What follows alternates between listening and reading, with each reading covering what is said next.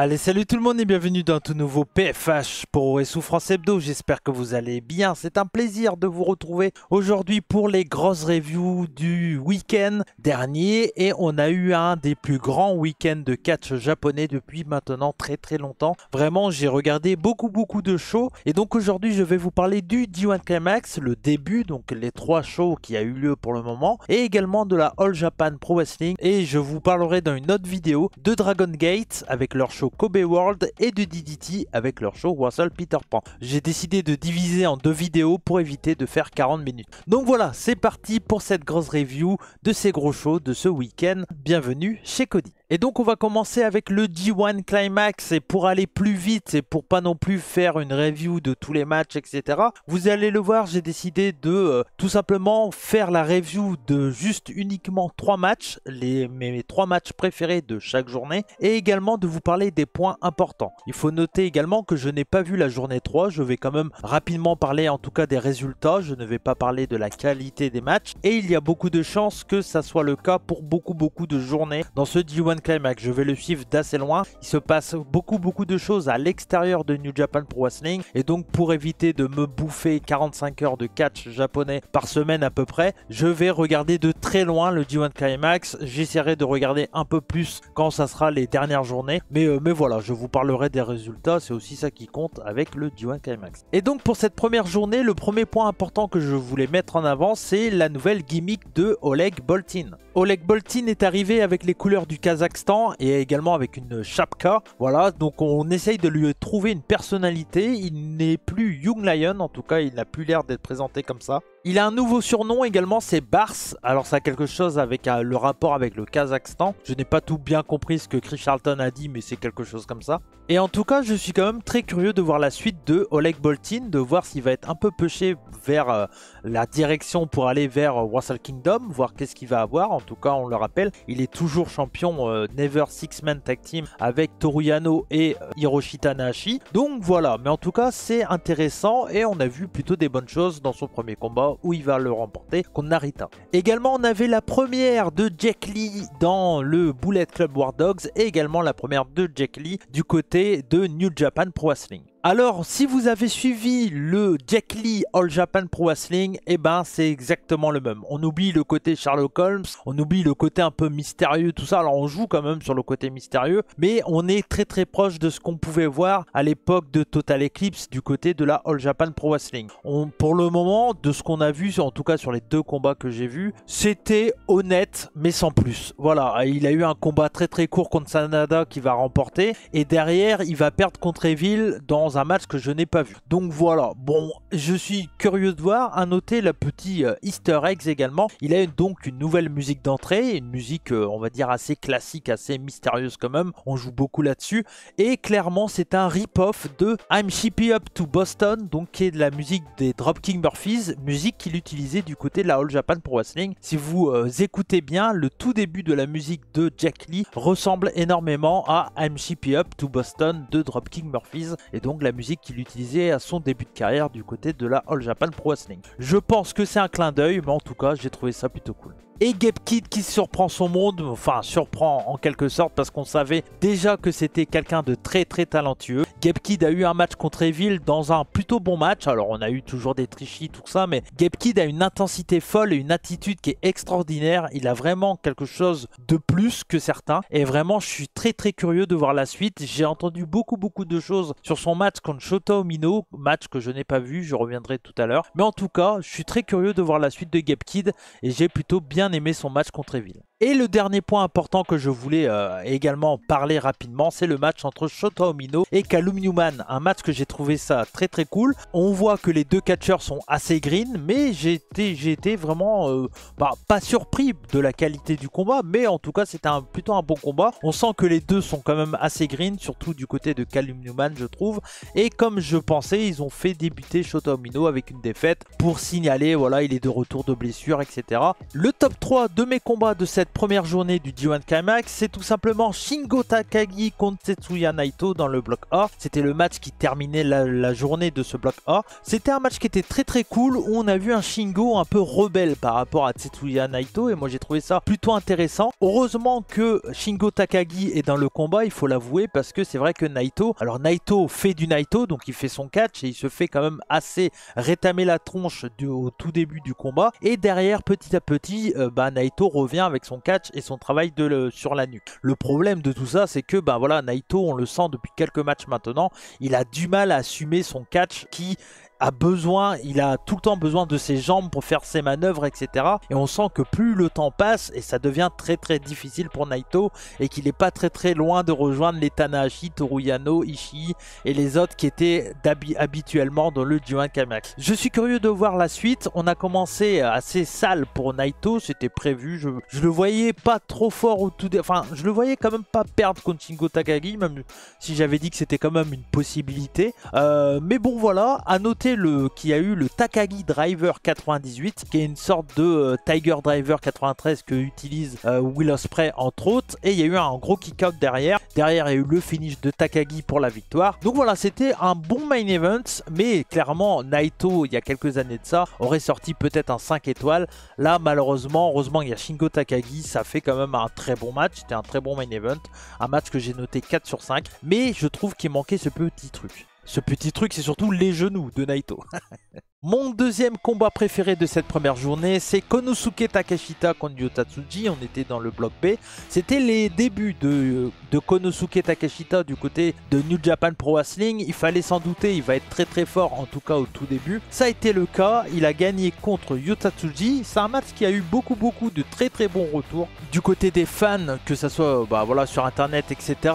Moi, c'est un match que j'ai vraiment trouvé ça bien. C'était un très bon match.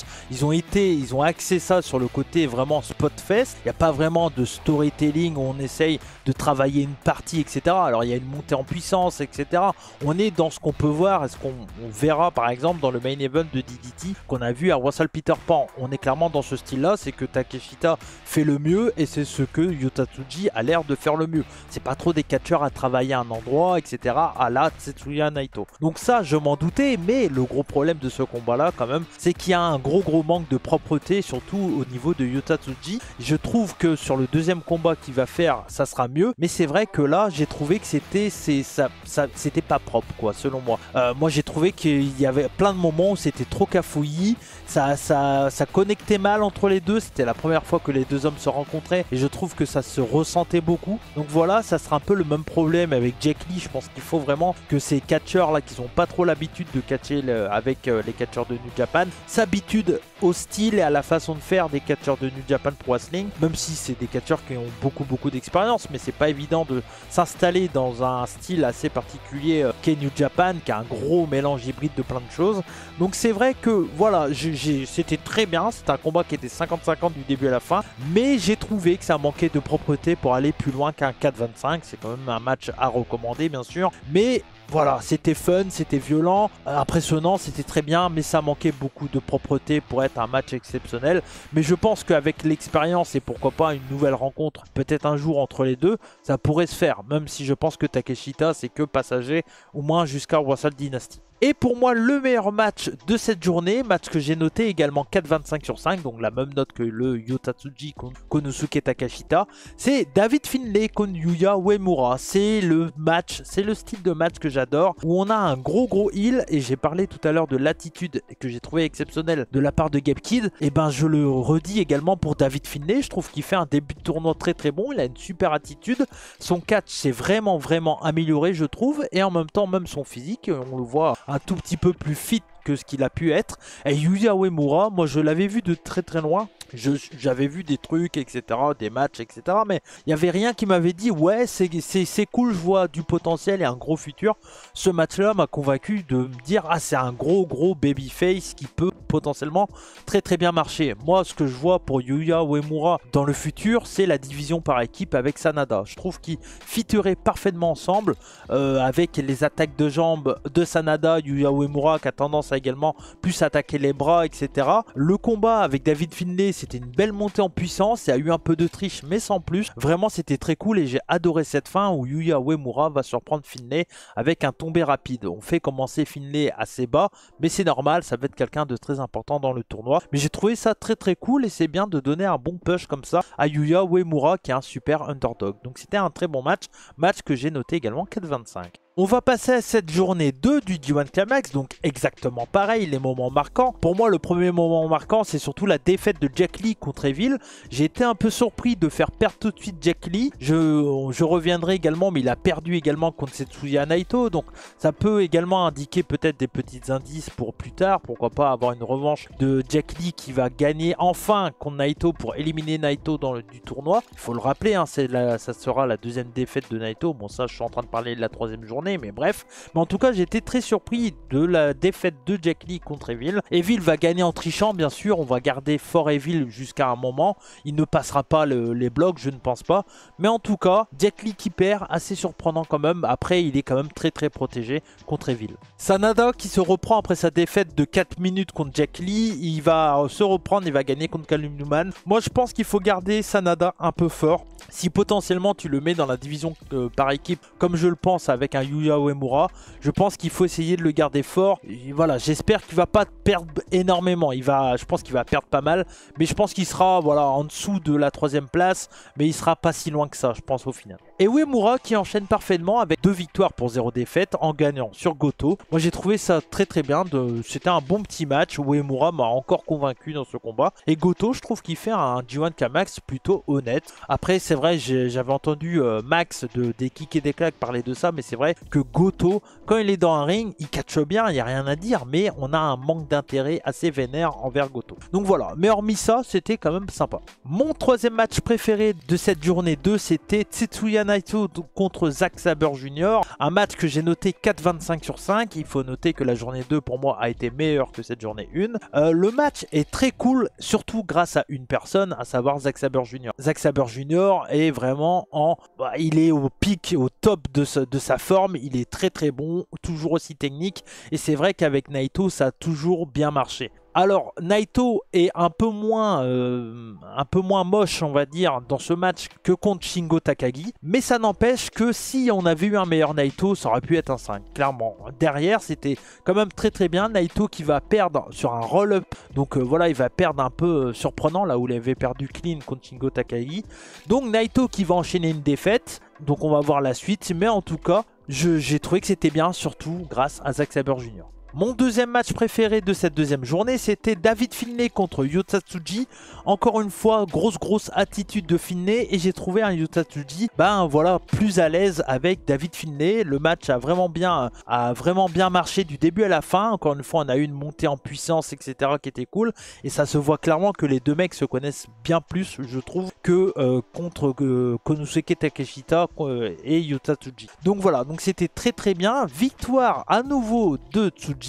Alors à nouveau, parce que à nouveau David Finlay va perdre. C'est la première victoire de Tsuji dans ce G1 Climax. Mais en tout cas c'était très bien. À noter vraiment le selling parfait de David Finlay. Et vraiment Finlay, de ce que j'en ai vu dans ce G1 Climax pour le moment, fait un très bon tournoi. Je suis très surpris par la perf de David Finlay. Je pense qu'il va aller très loin dans le tournoi. En tout cas, il va sortir des 3, j'en suis pratiquement sûr à 100%.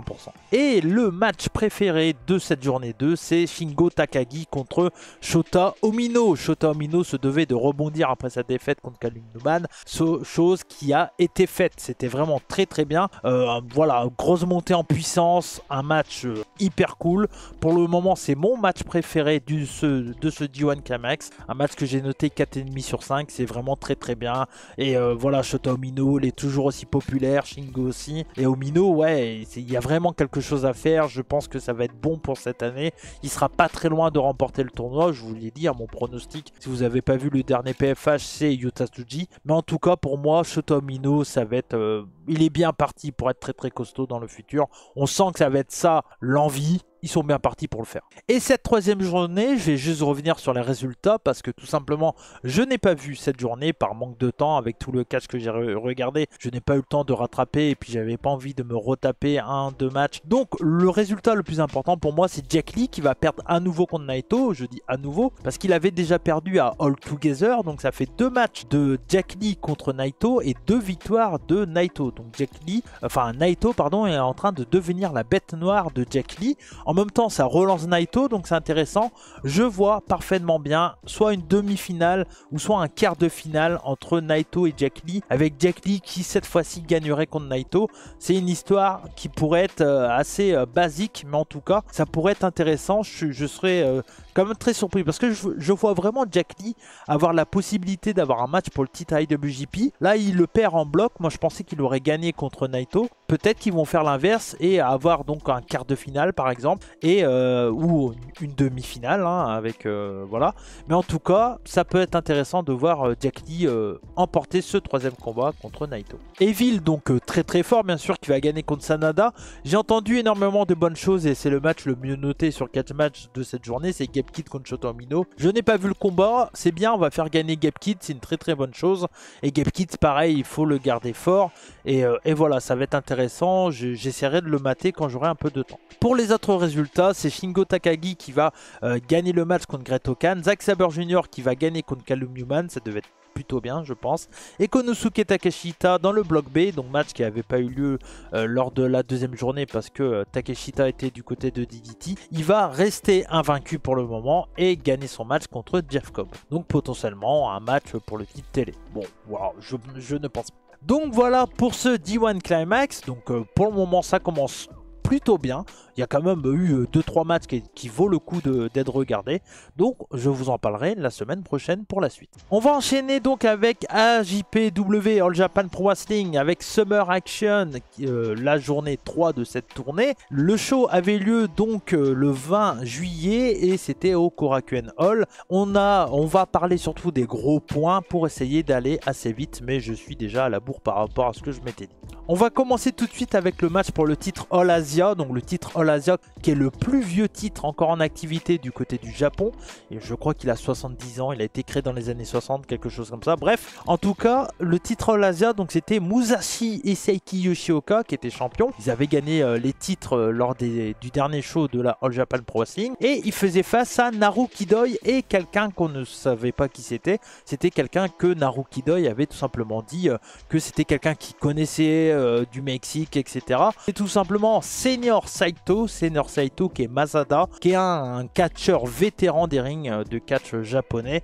Il a été entre autres entraîné par Minoru Suzuki et Tatsumi Fujinami. Ça vous montre qui est le bonhomme. Et il a commencé en 95 du côté de New Japan Pro Wrestling. Donc voilà. Donc bref, le match RAS. Heureusement, victoire de Musashi et Seiki Yoshioka. Ça c'est plutôt une bonne chose. Et derrière, Musashi fait une demande au général manager de la All Japan Pro Wrestling. Il demande s'il peut rejoindre la All Japan Pro Wrestling en tant que vraiment voilà, officiel et unique catcheur, enfin en tout cas membre du roster de la All Japan Pro Wrestling. Je le rappelle, Musashi qui venait de la Michinoku Pro, qui avait quitté Michinoku Pro pour être freelancer, et là il va donc officiellement rejoindre la All Japan Pro Wrestling.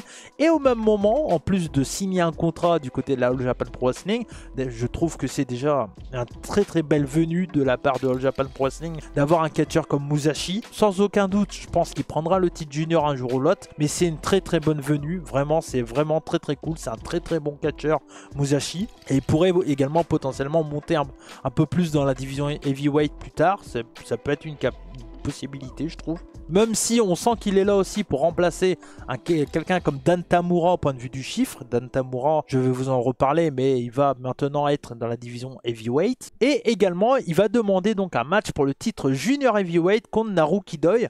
Match qui va être donc accepté. Et le match aura lieu le 3 août, le prochain gros show de la All Japan Pro Wrestling. Franchement, je pense qu'il peut avoir un changement de titre. Je ne sais pas pourquoi, je pense que ça peut, parce que là, ils viennent de le signer, ils vont vouloir le garder fort. Je ne serais pas trop étonné de le voir champion junior. Après, si Doi conserve, ça me dérange pas du tout. Ensuite, on avait donc un match six-man. On s'en fout du match en soi, c'était juste Dan Tamura, Sohama, Takao Mori contre les Saito Brothers, Jun et Rei Saito. Et ils étaient accompagnés également du légendaire Masanobu Fuchi. Franchement, voilà, le match, on s'en fout. Mais ce qui était important, c'est qu'il y a eu, après le match, des festivités pour tout simplement fêter les 50 ans de carrière de Wada Kyohei, qui est l'arbitre le plus légendaire du catch japonais. Le mec a 50 ans de carrière. C'est simple, il a commencé en 1974, soit 2 ans après la création de la All Japan Pro Wrestling. Et également, il faut le dire, c'est que depuis 1974, il est chez All Japan Pro Wrestling. Il n'a jamais quitté la promotion.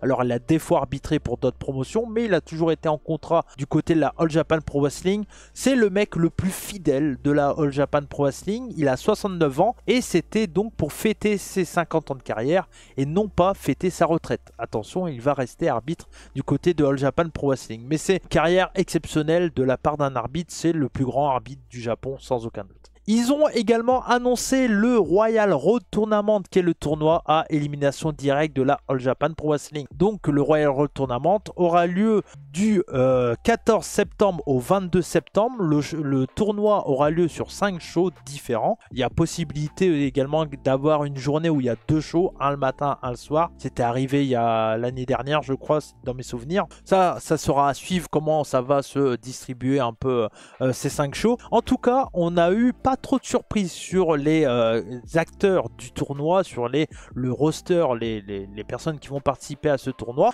On a donc bien sûr Yuma Anzai, Kento Miyahara, Yuma Aoyagi, Shotaro Ashino, Hideki Suzuki, Ryuki Honda, Ren Ayabe, Dan Tamura, qui donc va officiellement débuter en tant que poids lourd, hein, parce que c'est un tournoi qui est poids lourd. Alors il y a déjà eu par le passé des junior heavyweight, mais ça avait été précisé que s'il gagnait, il défiait le champion junior heavyweight. Là, il n'y a rien eu qui a été précisé pour Dan Tamura, donc il est clairement poids lourd. Et pour être honnête, donc c'est un ancien champion junior heavyweight. Il avait été mis là au tout début de sa carrière dans la division junior. Il a clairement un physique digne d'un Suwama, donc il a rien à faire en junior heavyweight, donc c'est totalement logique. On aura également Okuto Mori, Kuma Arashi qui fait son retour chez All Japan Pro Wrestling, qui est en train d'être pushé un peu dans le clan de Okuto Mori, donc un nouveau clan là qui est avec Cyrus également, et donc c'est plutôt intéressant. Cyrus également va faire partie de ce tournoi, Jun Saito, Rei Saito, et on aura le retour de Joel Redman. Joel Redman qui est un catcheur anglais, ça sera donc son retour du côté de la All Japan Pro Wrestling. Il avait fait plusieurs tournées du côté de la All Japan Pro Wrestling en 2019. Il avait quand même fait environ 60 matchs du côté de la JPW, donc c'est quand même pas mal. Il avait entre autres participé au Champions Carnival 2019 et également à la Tag League où il avait été en équipe avec Yoshitatsu. Donc c'est un vétéran des rings, c'est également quelqu'un qui est passé du côté de la WWE à NXT, donc c'était au tout début de NXT en 2012 où il catchait sous le nom de Oliver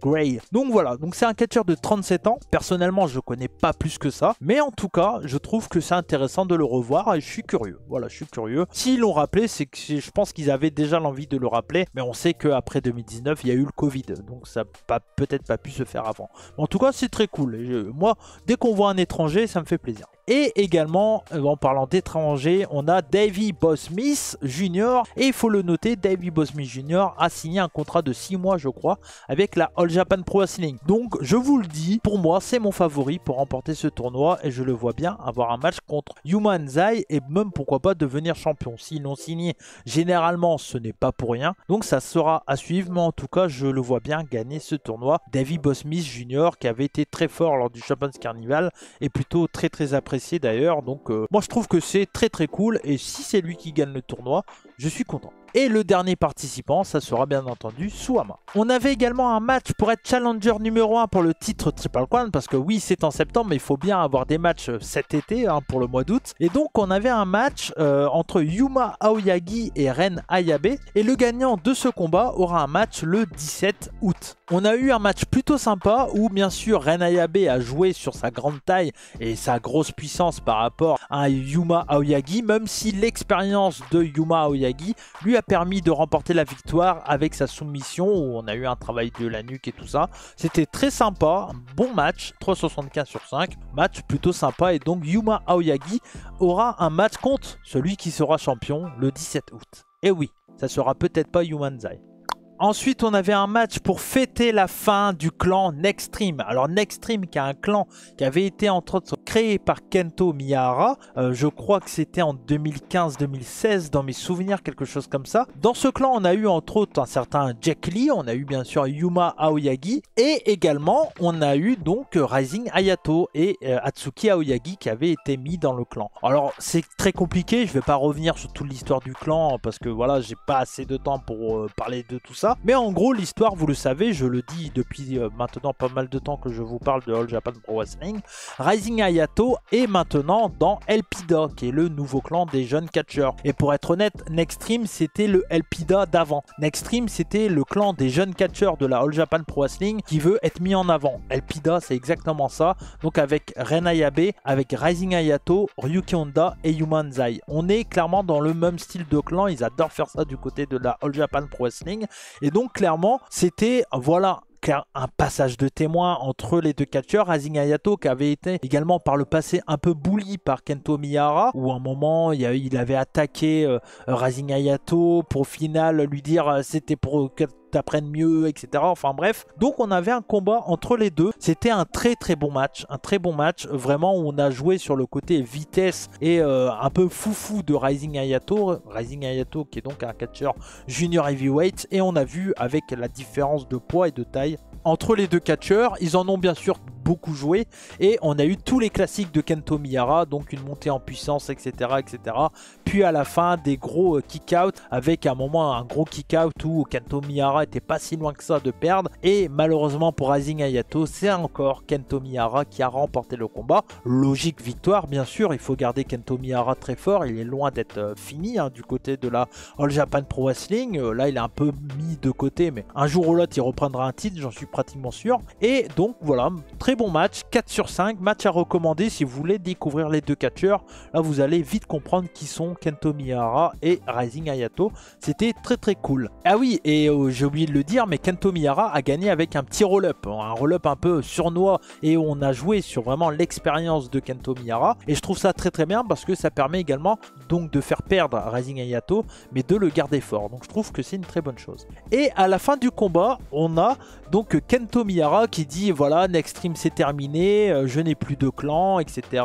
machin, mais j'ai décidé de recréer un clan. Ok, on fait d'accord. Et là, il enlève, il va mettre un t-shirt, et le t-shirt qu'il va mettre, c'est un t-shirt de la All Japan Pro Wrestling. En gros, ce qu'il explique, c'est que à partir de maintenant, il a créé la team AJPW, l'équipe, la faction AJPW, et c'est tout simplement quelque chose qu'on voyait beaucoup. Alors, je n'ai plus le terme là, je l'ai lu pendant la semaine, mais j'ai tellement vu de catch que je n'ai plus le terme exact.